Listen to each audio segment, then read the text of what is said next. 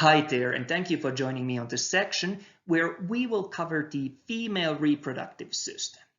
And this time there is a fair bit to look at. So, like I said the last time, the male reproductive system is a fairly straightforward, whereas with female, we have, in addition to the structures, to look at much more complex aspects, such as the hormonal functions, and of course, how these interact with the events that we see in the menstrual cycle, which is very eventful compared to what we see in men. And then we have the whole broad field of pregnancy and what happens during and after that. So all of this makes the female reproductive system a lot more complex to look at. So we will be covering a fair bit here. But as before, in the interest of the fact that we are at the very finish line of the semester, I will try to keep this fairly condensed and highlight only the very key points. So let's get started. I think that it is a good point to start with reminding us from the very key concepts. And as I'm sure that you recall, the female gonads, so the sex organ of us, of course, ovaries. And the important thing to keep in mind was that all other parts of the tract that we will look at are therefore accessory organs. So it is again the gonads that are the business end of all this, and that was ovaries.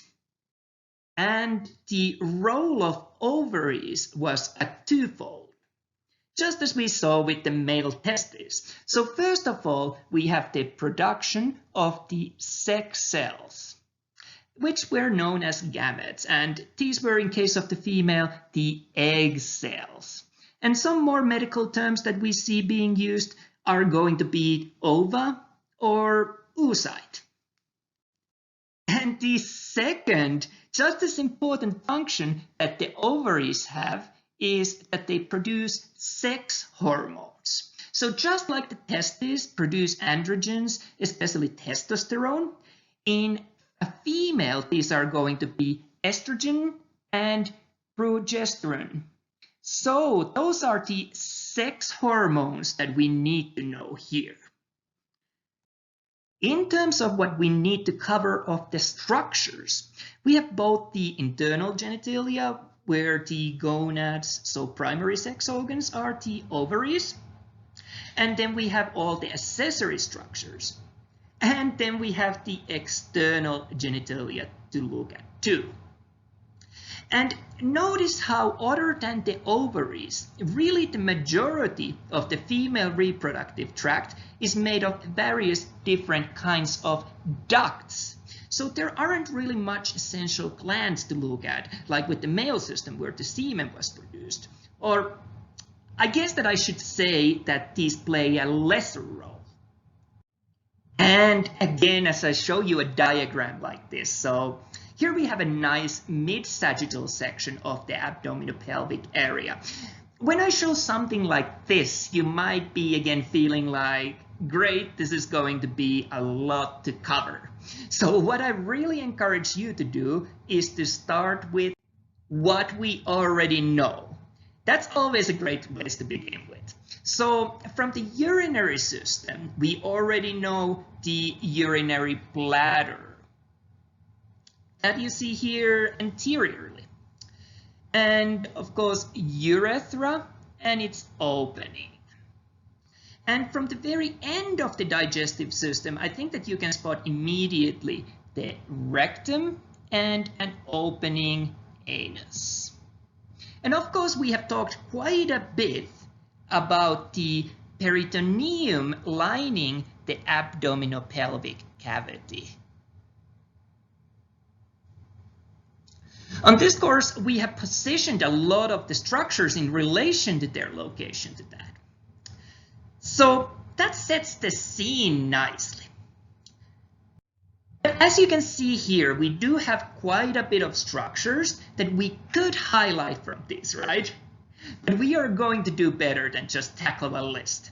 Just like we did with the male system, we will map out the most crucial parts to know and then build up our knowledge from that. So let's get started. And we are letting that go and draw our own much more simplified diagram. So that looks much better. And we are going to start with the ovary. So this was the primary sex organ, known as the gonad. And its function was again the production of the egg cell, and the term that we used for this was an ova or oocyte. And it also produces the sex hormones, estrogens, and progesterone. Next structure is going to be the fimbriae. These are these finger-like projections, if you wish, and they are the first part of the uterine tube, which is sometimes also called the fallopian tube. And what is especially important to note here is that there is no physical connection between the ovary and the fimbriae.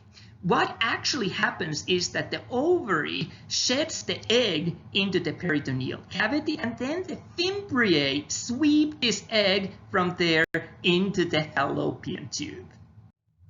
The next part that we will see here is going to be the infundibulum, which is this cone-shaped part of the fallopian tube.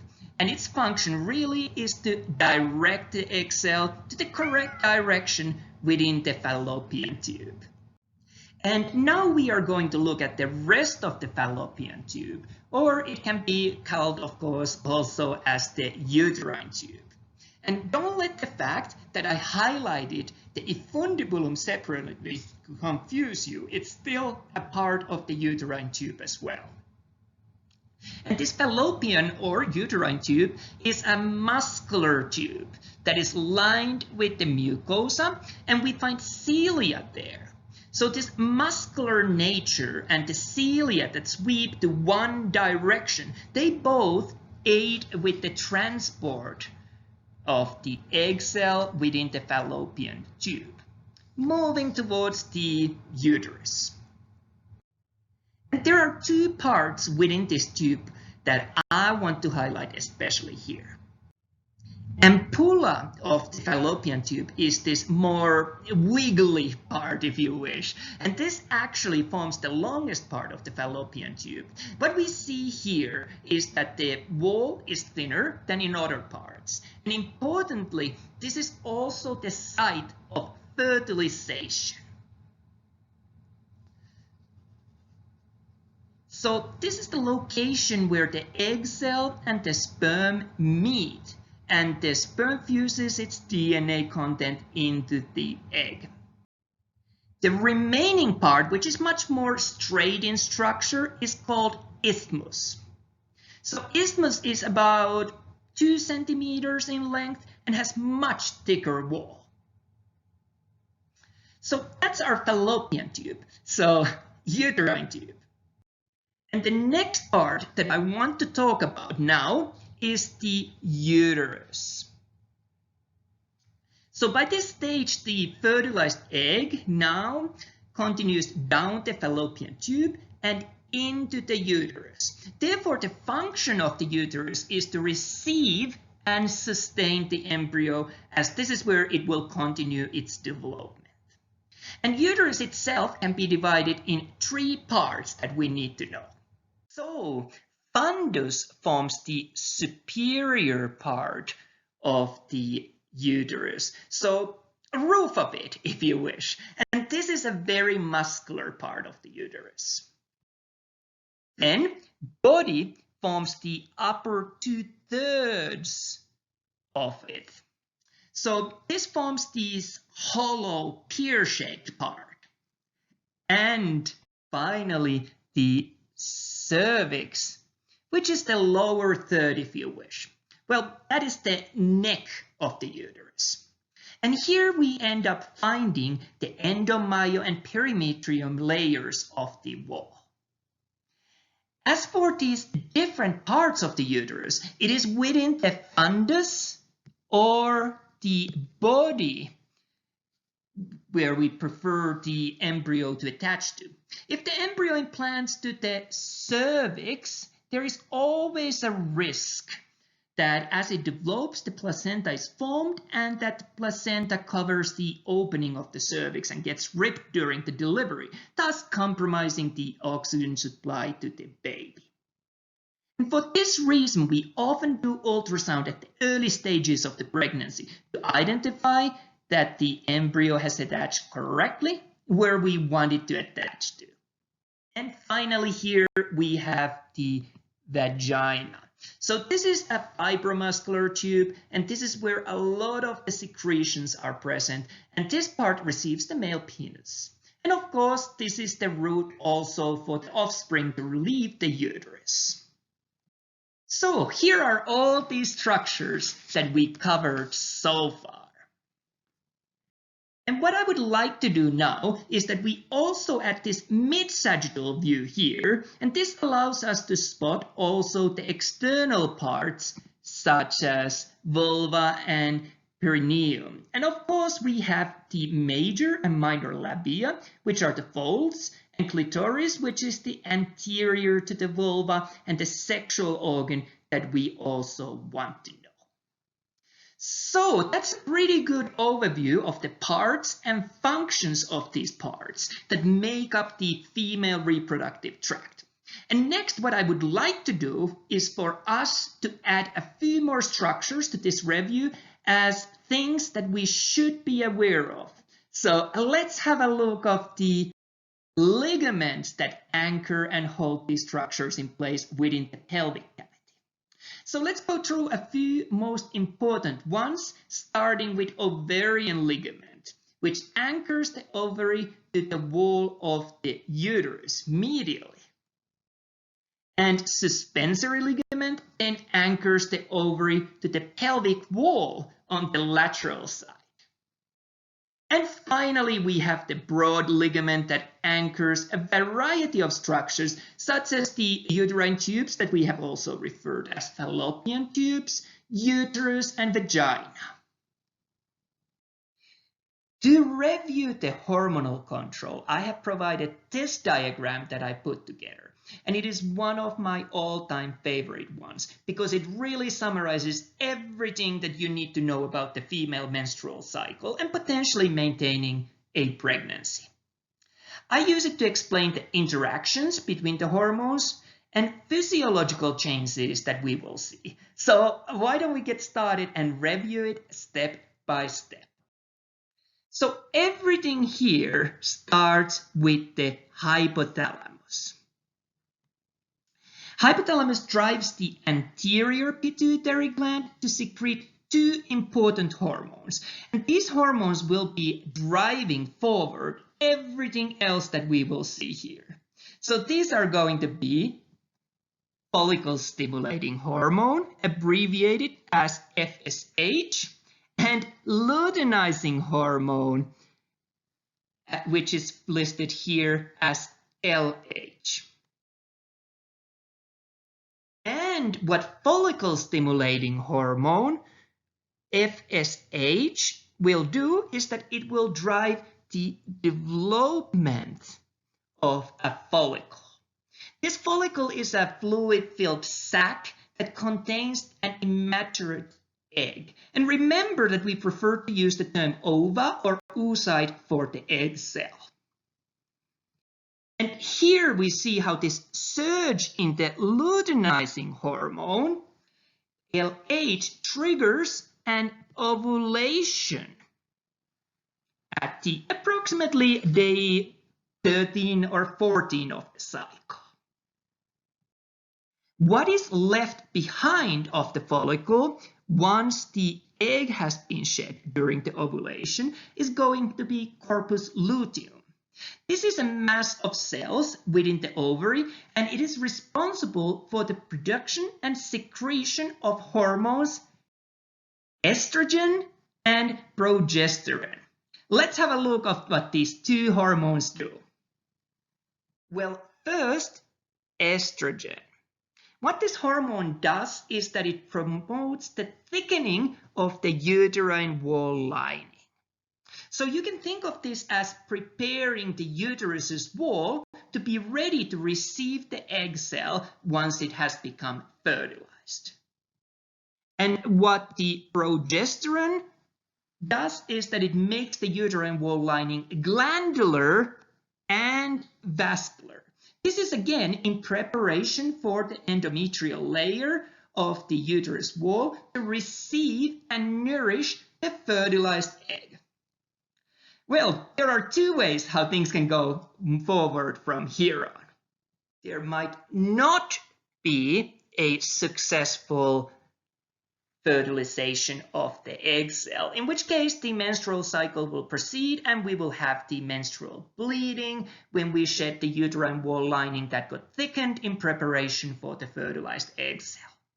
Or there is a successful fertilization, in which case, of course, we do not want to shed this uterine wall that is ready for the egg cell to implant it. So let's see each of these options, how they would proceed. And we are going to start with the scenario where there is no fertilization. Well, in this case, now the corpus luteum simply degenerates. As it does that, it stops secreting estrogen and progesterone. And when this happens, the uterine wall lining is now shed, as there is no longer this hormonal signal that prepares and maintains it for the fertilized egg. And as a result, we get the menstrual bleeding taking the place. Let's see what would happen if there was a fertilization. Well, in this case, here now, the corpus luteum gets salvaged, so it does not degenerate. And in doing so, it keeps secreting these hormones, and the thick and blood vessel rich glandular uterine wall lining is maintained.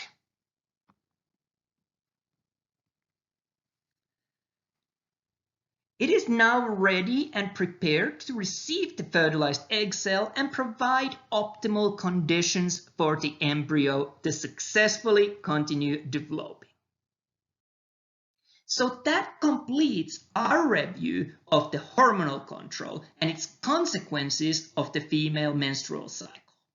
I know that it may have been a lot of information at once as we combine both the anatomy and physiology here, but I really think that this diagram really nicely summarizes all that takes place and all possible outcomes of this process. And most textbooks will provide some kind of a diagram that resembles this. Often maybe a little less detail, as I have wanted to pack it all here, but I really recommend having a look of what your recommended textbook may offer for reviewing this process. And at this point, I want to say a few words as a continuation of what we just reviewed about the menstruation. So menstrual cycle is characterized by this regular reoccurring series of changes that take place at the uterine wall lining, in particular the endometrial layer. And the correct term that we use for the menstrual bleeding is going to be the menses. And with the puberty having brought about an increase in follicle-stimulating hormone and luteinizing hormone levels, the female is now ready to have their first menstrual cycle. And this is known as the menarche. And then at the other end, when female goes through a full year of no menstrual periods, we say that the individual has now reached the menopause. And there are a variety of changes that we see with the declining estrogen levels especially. For example, the reproductive organs and breasts start to atrophy. There are some mood changes in some due to the drastic changes in hormone levels. For example, irritability and tendency for depression. Also, hot flashes tend to take place as a result of the skin blood vessels undergoing intense vasodilation. We may also see skin thinning and bone loss taking place gradually. And of course, in some cases, the hormone replacement therapy may be very successful. In fact, estrogen progesterone preparations have been given for years in a clinical practice. There is some debate about the possible risks with these, but also the benefits might be significant, especially when it comes to the quality of life. And the last thing that I want to talk about very briefly in this context is going to be the mammary glands. And of course, while both males and females have these, it is only the females where we find these as functional structures. And the main function of the mammary glands is the secretion of the milk post-pregnancy. And if we look at the structure of a mammary gland, we find that they are composed from a number of lobes, typically somewhere between 15 to 25 of these. And the lobules within the lobes contain glandular alveoli that produce the milk. And this milk is then passed to the laciferous ducts, and after that into laciferous sinuses that open to outside at nipple. And the term areola refers to the pigmented skin surrounding the nipple. And what we find is that in non-nursing women, the glandular structure that we just talked about is underdeveloped. And the breast size is really due to the amount of fat deposits. We could go into a discussion about the benefits of breast milk versus formula, but I think that we will leave that for now for your independent research. And we do the same with the breast cancer topic. So that is something that I also encourage you to do a little reading about. And that really concludes our review of this chapter. I would like to thank you for joining me. I know that it is late in the semester and everyone has probably their mind already on things associated with that. So I look forward to seeing you again. Thanks for your company on this video.